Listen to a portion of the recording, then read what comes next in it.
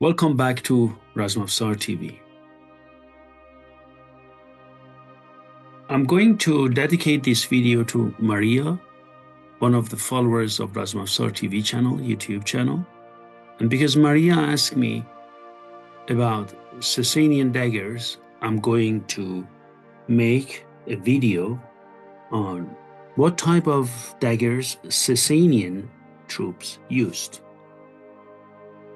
Before we go ahead, because Maria asked me about the question whether they used Akinakis or type of Akinakis, not necessarily. Sasanians didn't use Akinakis, although, as we all know, they were in love with ancient Iran. As far as Akinakis is concerned, we could come and say, okay, they used a blade, straight blade, and this straight blade was mostly double-edged, right? Towards the end of the Sasanian period, they were all straight.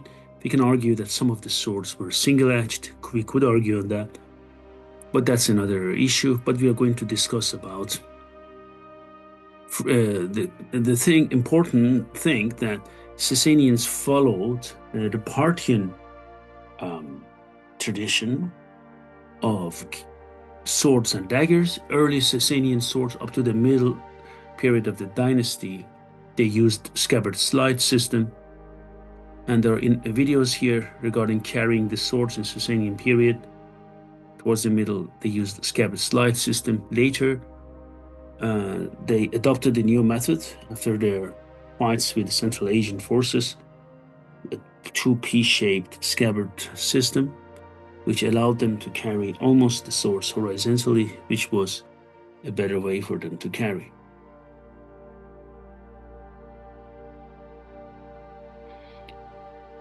So, what did Parthian daggers look like?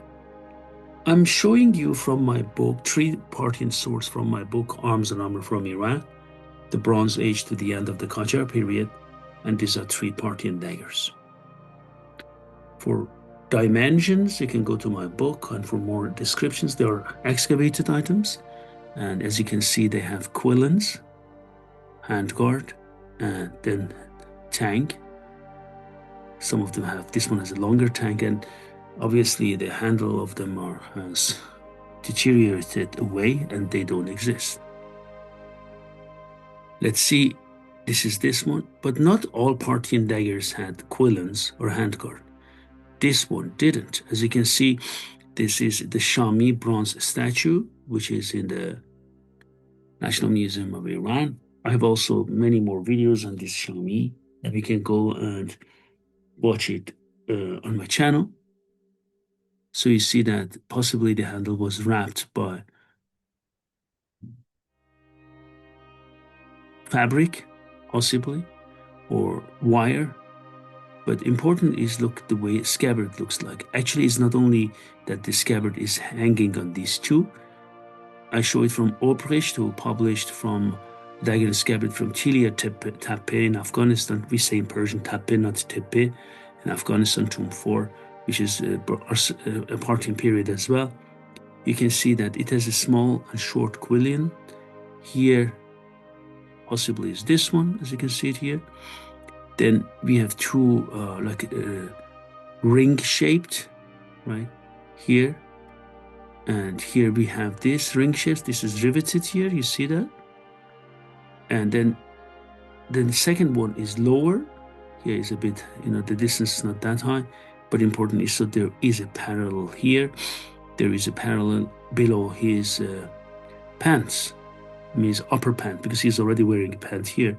So dagger is here. So once you want to draw it, you put your hand here and push the scabbard a bit down. The same method like Akinakis, this median type, and you can draw it out. Now when we go to the Sasanian period, I show you, this is for the first time I show it. I actually wanted to publish it, but I'm showing it here. This is from an Iranian collection, the Sasanian period sword with a scabbard, a silver scabbard. And look at the handle, it has a pommel on top of it. The handle is covered with silver sheath, as the scabbard is.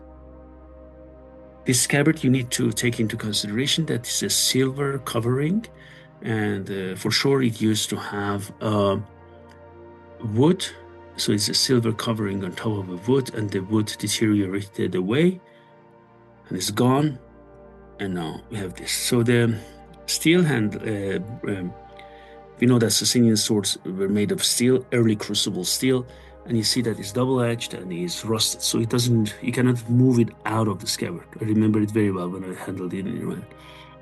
I give you a closer look. You see that these spiral circles, you can see it also in Sasanian swords. Interestingly, also in Jambia of today, Yemen, even in 18, 19, and even 20th century Jambia. And you can see all these decorations, typical of Sasanian swords as well. You can see it here. This is the front side of the scabbard. The back side, the back of the scabbard looks like that, as you can see it here. Right? So the front side is like this, frontal side, and the back looks like this. So you can see these are some loops, so you can pass the belts into that. This one, actually, you can have it three. This is interesting. You can pass a cord here, pass a cord here, pass a cord here, and attach it to your belt. Please take a look at these spirals, as I said, circular spirals, as you can see it here, and this. So Maria, I think this will help you to have a better understanding of that. And regarding the length of it, so I just give it to you. I don't know if you need it for your book, but it's quite a large dagger, almost 30.5 centimeters, as you can see. And the top of the mouth of the scabbard is also quite wide. It's at 8.5, a bit over that, centimeters. And the lower part is a bit over 5. The shape, scabbard shape, 5.1 or 2. This we talked about it. This is the later. This one is an earlier dagger from Sasanian period. This is the later one, and as you can see, it has only one piece shaped, and it has also the pommel cap looks like a hat, and also the shape ends in a hat shaped. And then again, we have indentation meant for putting the finger here. And then we have more feather pattern on that. Now, Maria asked me about the name in Pahlavi. So far, and as far as I know, we don't know exactly how they called this dagger. But regarding Shahnameh, which is based on ancient Iran, please wrote Maria, Shahnameh of each period, let's say Timurid period, Jalarid period, or even equal one time back Ilkhanid period. You come to Safavid period, Afsharid period, Zand period, and Qajar period. Most miniatures, or all miniatures, depict the present contemporary arms and armor. Some of them, for example, there are some Safavid miniatures which depict Timurid arms and armor. So they were influenced. Please take a look at this, for example, Rostam here fighting against the Div. You see he's wearing a typical khanjar. More information you can find in my book, Persian Archery and Swordmanship. And here again, Rostam is killing a Div with a khanjar, this double-edged curved blade. Same is here, he's using a khanjar to snap the Div. Same, he's using both hands to snap his opponent. You see that? It's a typical khanjar. So never forget that. So as far as during Islamic period, I mean, even in Shahnameh and later, we have card, we have khanjar, we have pishkhabs. Now coming back to card, maybe this will interest you for the miniatures. But now, Maria, I just tell you something from my book, Lexicon of Arms and Armor from Iran. We have some words which go through semantic shifts, and these are called, for example, changed meanings, as you know.